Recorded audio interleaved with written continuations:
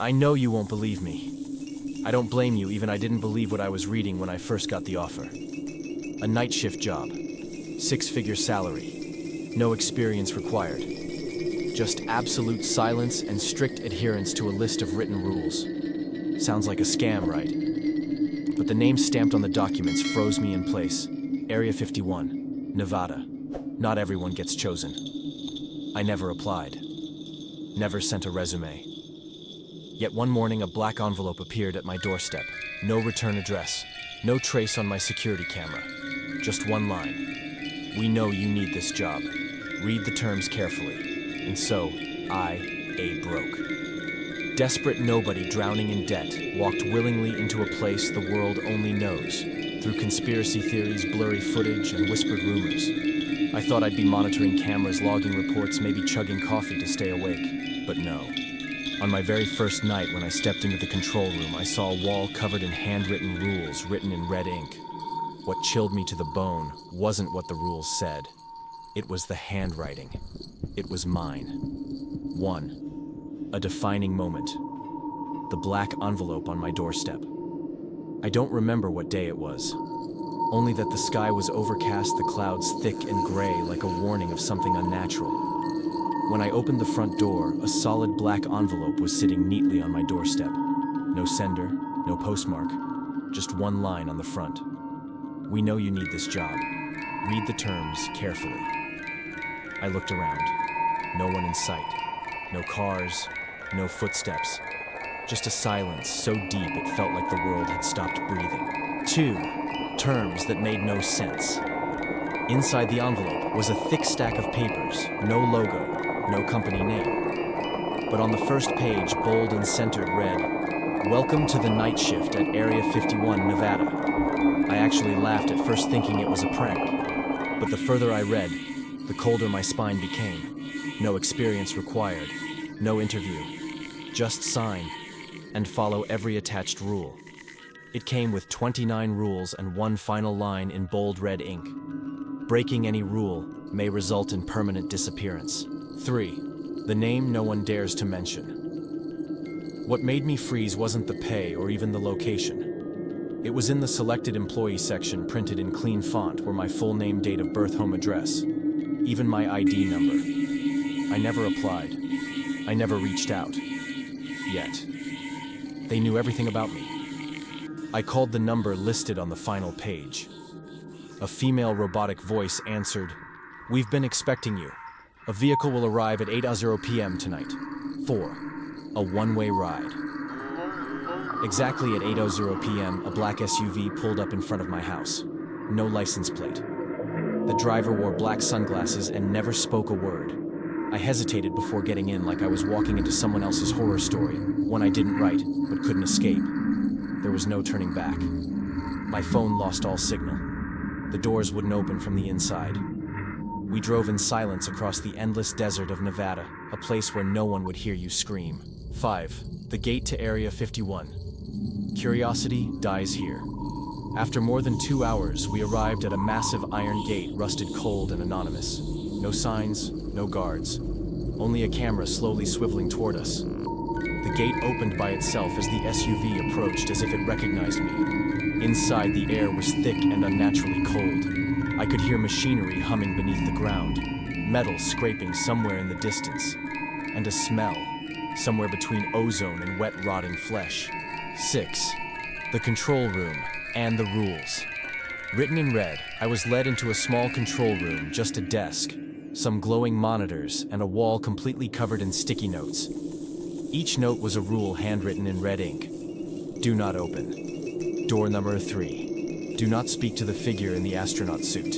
Avoid blue lights after 2:00 a.m. Never look up at the sky if you hear your name being called. I shivered, but the thing that paralyzed me, the thing I'll never forget, was in the bottom right corner of that wall. A tiny note with handwriting I knew all too well. Congratulations. You've already started. 1. The Wall of Rules. Written in red ink. I stood frozen in front of the wall, covered in sticky notes. They weren't typed, not even printed. All of them were handwritten in red ink, the strokes trembling and rushed like whoever wrote them was scared of something standing just behind them. I read each line, and the more I read, the faster my heart pounded. These weren't rules about hygiene or noise control. They read like last words from someone trying to survive. 2. Rules that made no sense. Do not open door. Number 3, no matter what you hear. If camera 7 flashes blue, turn off all lights and hide under the desk. Do not respond if someone calls your name over the radio. If your reflection moves differently, then you shut down all monitors. Never look up at the sky after 2:00 a.m. I read them over and over again, trying to make sense of it. But the only thing I could feel was a thick, creeping fear woven into every sentence. 3. The first night, knocking at door. 3.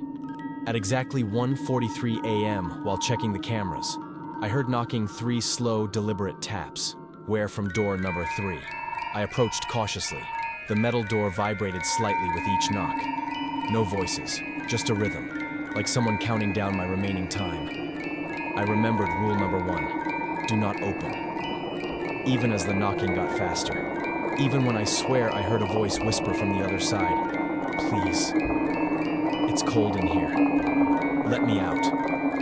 I backed away, biting my lip. Then the knocking stopped. A dead silence wrapped around the room like a shroud, and right then one of the cameras cut to static. 4. Camera 7 flashes. Blue 3, 12 a.m., camera 7. The one watching the empty hallway started flickering with a blue light. Before I could react, the lights in my room began to stutter. I remembered rule number 2. No time to think. I crawled under the desk. From the narrow slit beneath the control room door, I saw a shadow glide past. No footsteps, no sound, just movement. I held my breath. The screen flickered back on. The blue light disappeared, but I knew that thing was still out there. 5. A reflection that didn't obey night. 3. I stood in front of the control room window watching my own reflection. I raised my right hand, it did too. I lifted my left foot, it followed. Then I blinked my right eye, and the reflection kept staring, unblinking, frozen. I stepped back. It stepped back slower, then stopped completely. A horrifying thought stabbed through me, as if another version of me was trapped inside the glass, waiting for a chance to take my place. I lunged toward the console and shut down all monitors. 6.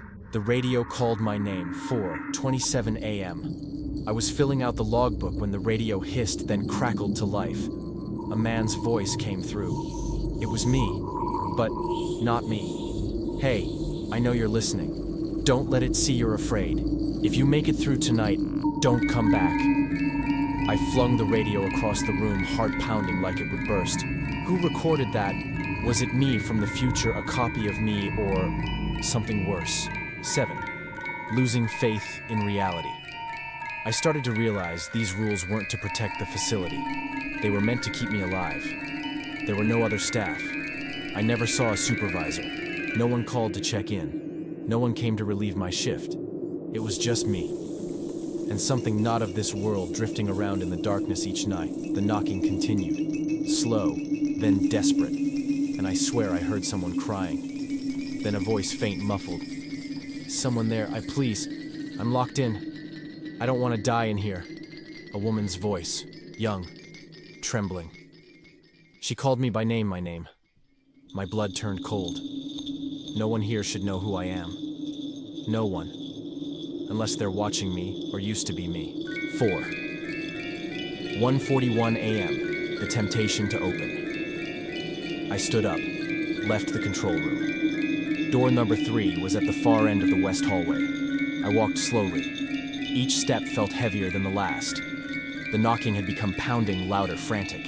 I placed my hand on the door handle. It was warm, as if someone was leaning against the other side. And then a faint sound came from within. I'm you. Let me out, before it's too late. I snatched my hand away as if I'd been burned. 5. 1:45 a.m. Camera 4 glitches. Back in the control room. Camera 4, which faced the hallway where door number 3 stood, began to glitch. Distorted lines scrambled the screen, then an image bled through. A woman with her back turned, long hair covering her face, scratching the door. Blood smeared across the wall. I switched to other cameras, nothing. No breaches, no movement. Just her. I looked back at camera 4. She'd turned around.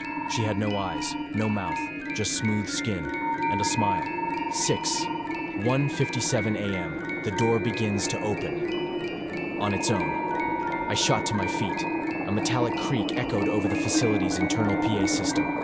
I stared at the monitor. Door number 3 was slowly sliding open. I rushed to the emergency override panel, typed the code. Nothing responded. The indicator lights all flickered to flashing orange, an alert I'd never seen before. And then footsteps. Slow. Deliberate.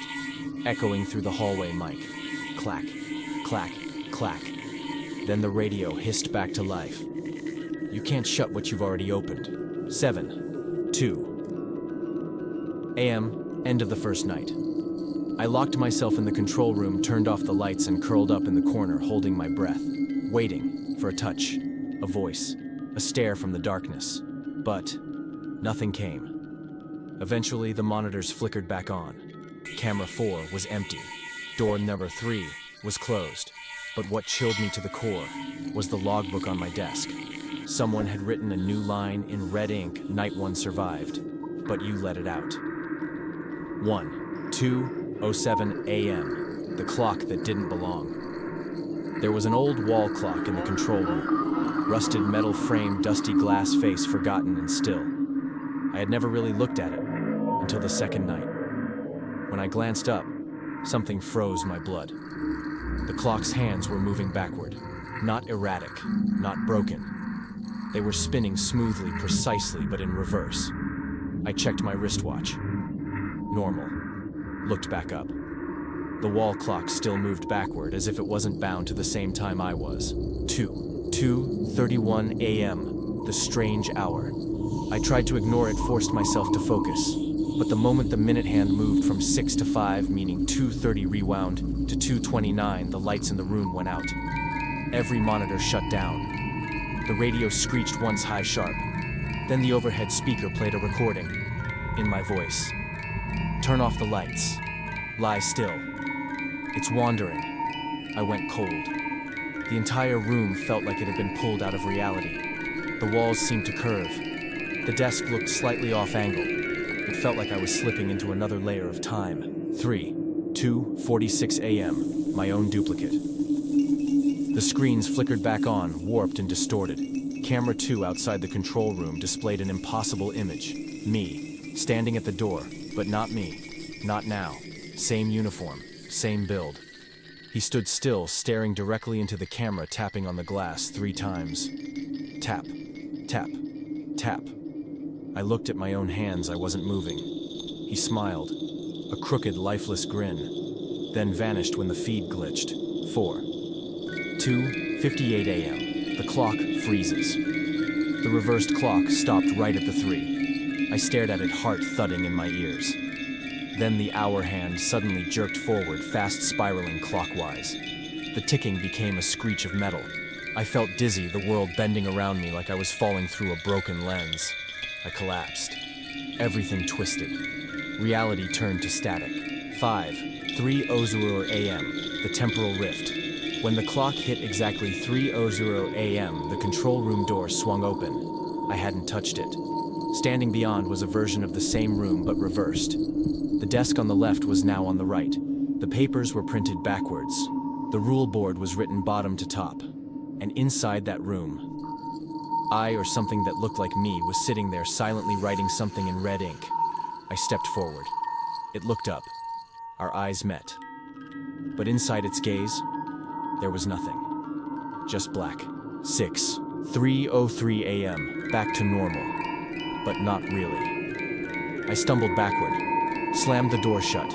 The screens glitched and everything seemed to return to normal. But when I checked the night log, previously Night 1 survived, but you let it out. Now, Night 1. You never survived. I flipped through the earlier pages. Every line had been rewritten. Every note in the logbook was now in someone else's handwriting. Not mine, not human. 3:31 a.m., the internal shipment order. I was writing in the night log when the center screen blinked red and gave off a sharp alert tone. A message appeared, transport package code B7X, destination storage unit 4. No sender, no voice over the intercom. No one appeared, just a command from nowhere. I put on my ID badge, grabbed a trolley, and stepped outside. The air was freezing despite the desert. 3:47 a.m. Arriving at storage unit. Unit 4 sat deep within the compound, nearly 600 meters from the control center. Everything was so quiet I could hear my boots crunching the gravel. The door had a keypad. I didn't know the code, but when I laid my hand on it, the screen lit up green automatically. Inside was only a long metal container about 2 meters, covered with a black tarp placed alone in the center of the room. A small handwritten note in red ink was taped to the side. Do not open unless authorized. 3:40 a.m. Transporting, or something else. I began pushing the container back toward the center. It was heavy, but I could swear I felt it shudder slightly every few steps. I told myself it was just uneven flooring. But then, as I passed camera 7 marked clearly on the wall, a sound came from inside the container like meat being scraped or something shifting. I froze. Then a faint voice whispered, "From inside the container, is anyone still there?" 4:11 a.m. The lid shifts. Near the control center. The lid of the container jerked upward violently. I dropped my flashlight. The beam spun across the floor, landing on the edge of the lid, which now had a small crack. I knelt down, pressing my ear to the metal. Silence. I started to tie it down when 4 fingers slid out through the gap. But they weren't human fingers. They were abnormally long, translucent, and had eyes at each tip.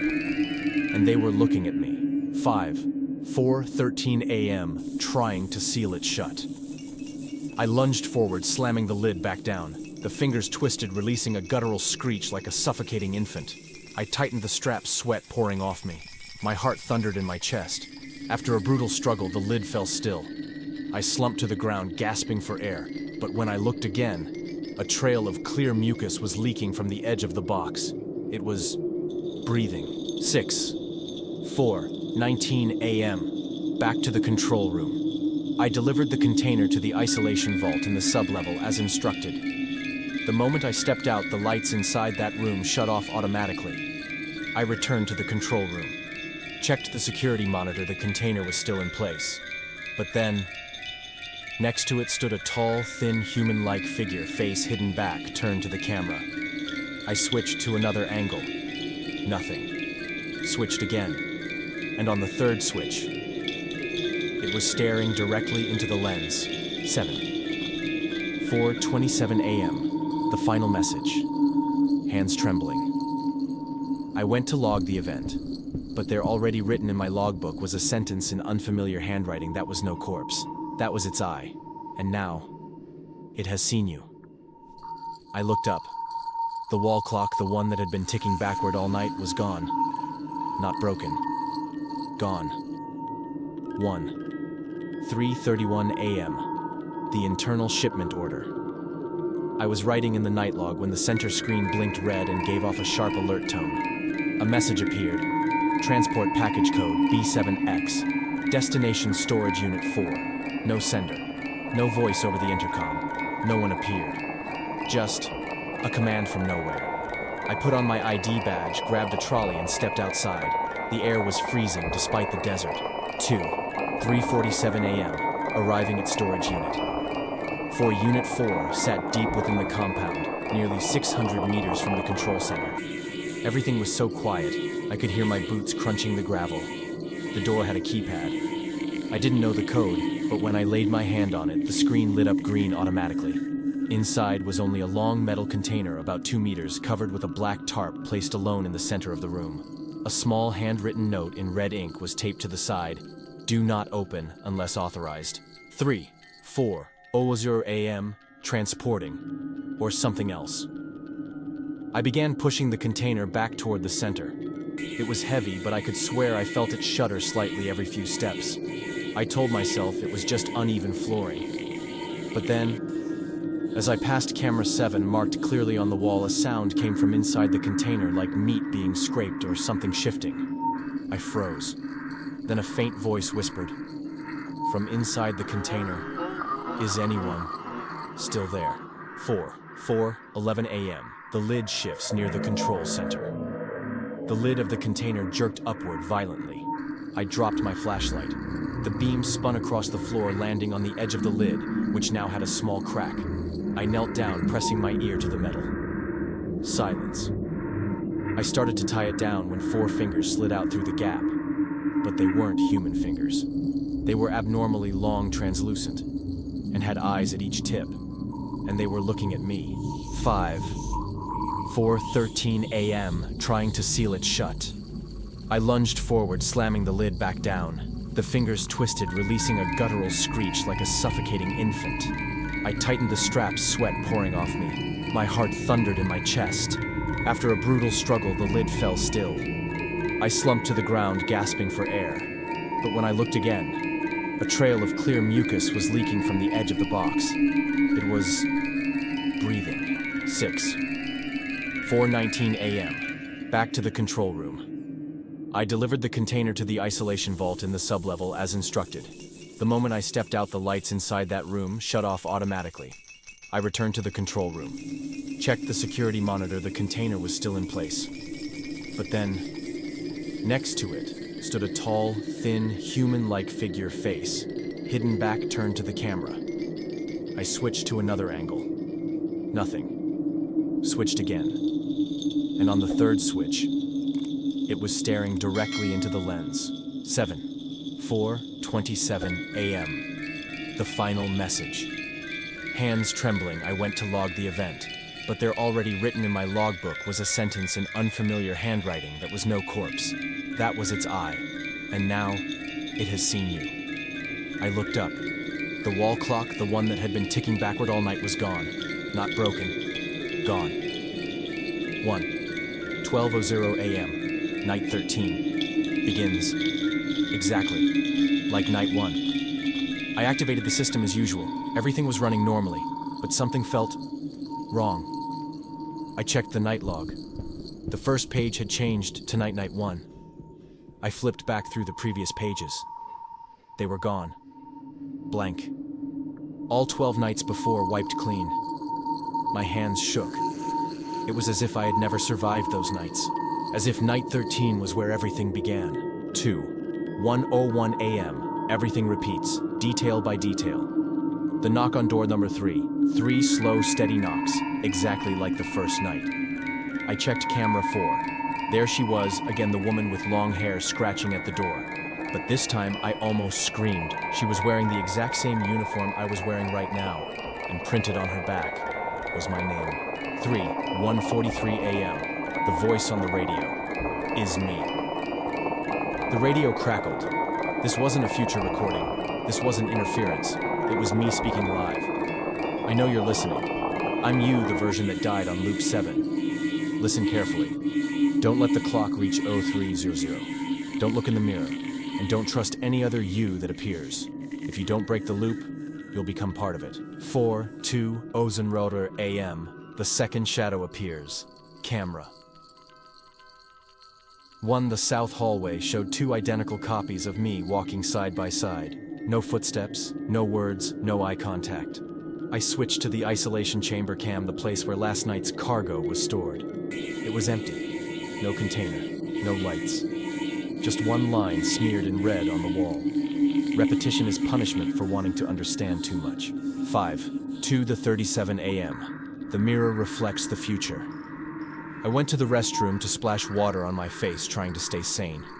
When I looked in the mirror, I froze. My reflection wasn't copying me. It was crying.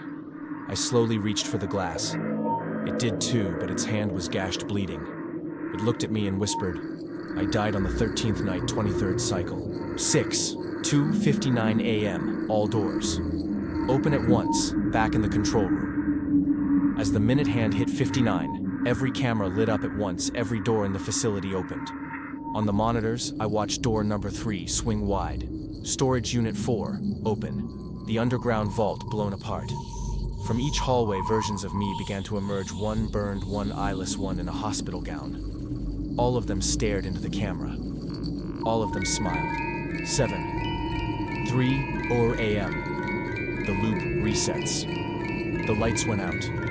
Silence consumed everything. Then a voice echoed from the radio, the intercom, and inside my head, "Welcome back to night 1." I screamed, smashing the logbook, the monitors, everything. But when the lights came back on, I was still sitting at the desk, pen in hand, a fresh logbook in front of me.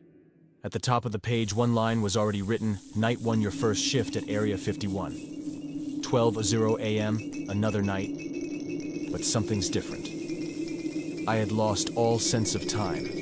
Every time I woke up, I wasn't sure if it was a new day or just another copy of the same night. The system booted as usual, cameras online, logbook blank. But tonight there was something else, a small slip of paper placed beside the logbook. "If you hear your name coming from above, do not look up." I'd seen that rule before, but this time it was handwritten in dark blue ink with a chilling note below it. "It's hungry." 1:14 a.m., the first time I heard it. I was checking camera 6 when the speakers picked up static wind scraping against the antenna laced with stretched out whispers. I tilted my head, and I heard my name, clear, soft as breath, but not from the radio. Not from the hallway. The voice came from above. I stood up. A pull, something in me was being drawn upward. It felt like hypnosis. Part of my mind needed to know. The other part screamed at me not to. 1:19 a.m. I looked up. I stepped outside into the open yard of the facility. No lights, no wind, no sound. I looked up. The sky was no longer a sky. It looked like a massive black mirror reflecting me from an endless distant height. But the me in that reflection was smiling. His eyes glowed like 2 dead stars.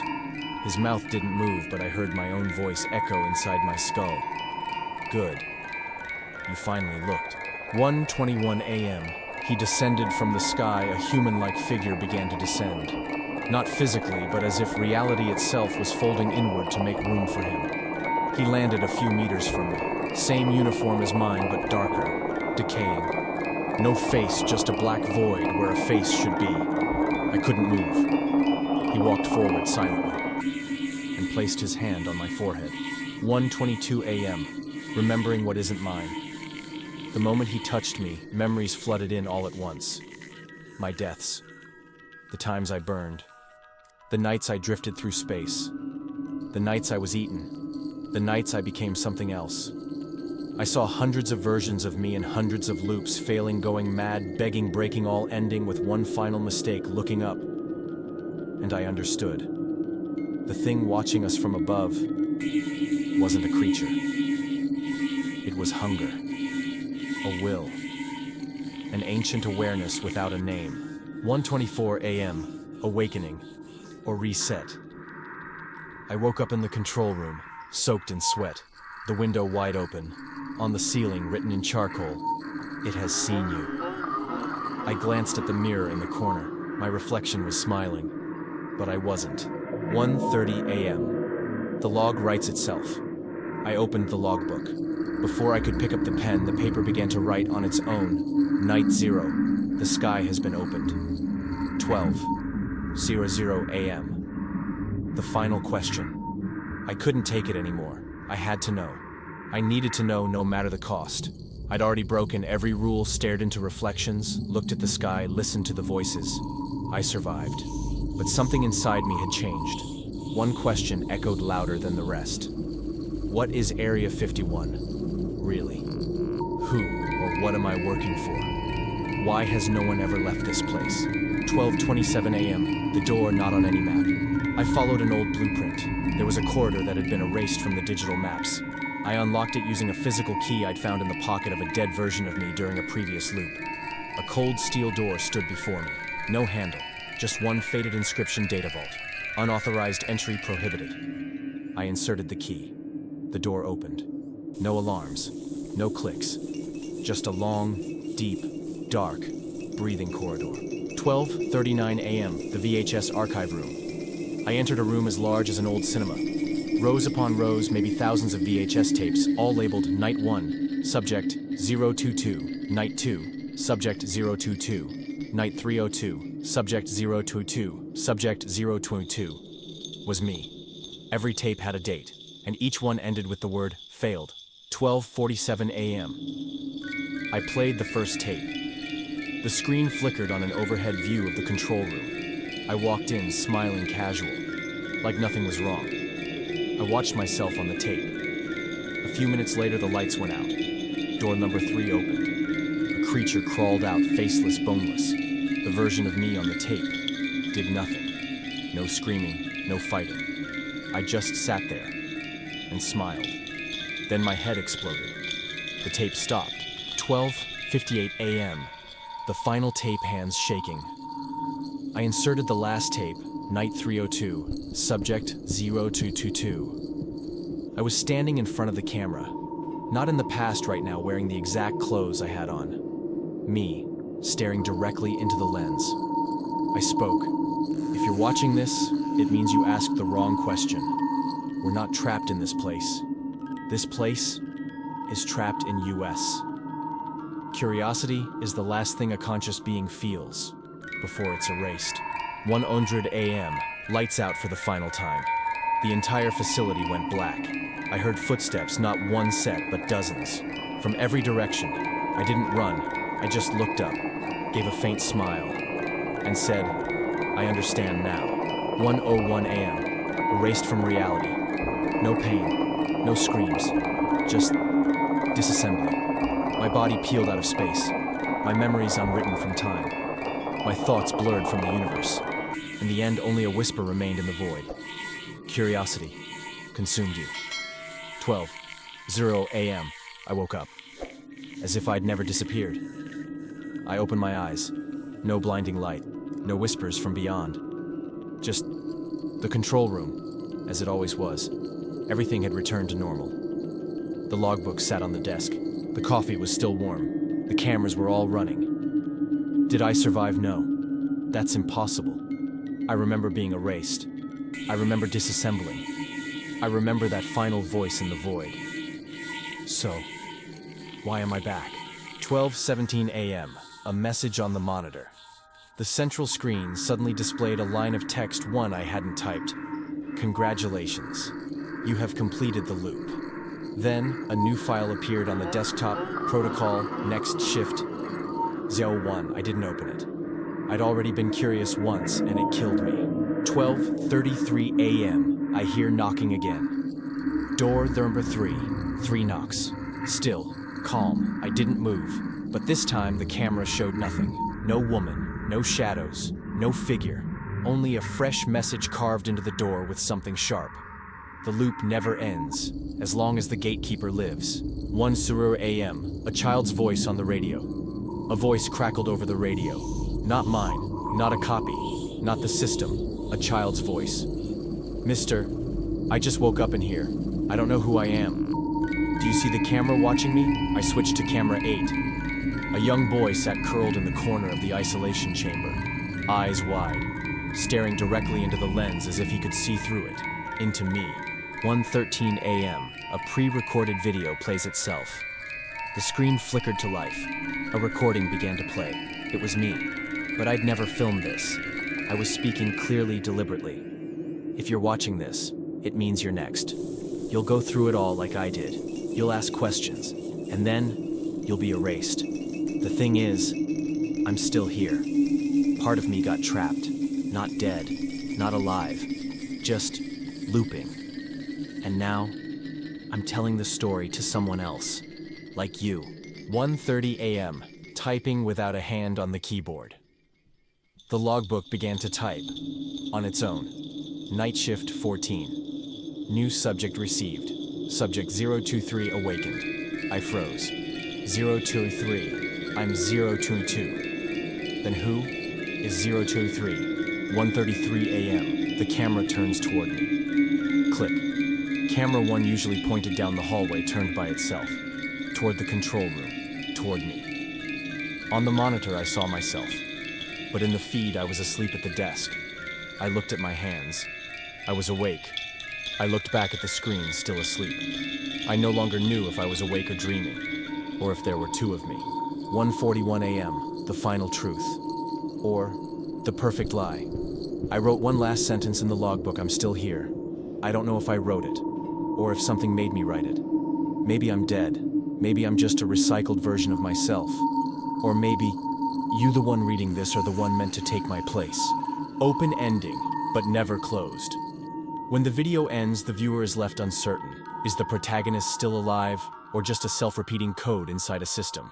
Is the narrator warning someone, or are they the bait to lure in the next one? And just as the screen fades to black, one final message appears. You have been selected for the next night shift at Area 51. If you found this story valuable and interesting, please hit the like button. This really helps us bring you more good and valuable content. Leave a comment below and let us know what you think, what questions you have, or what topics you would like us to cover next.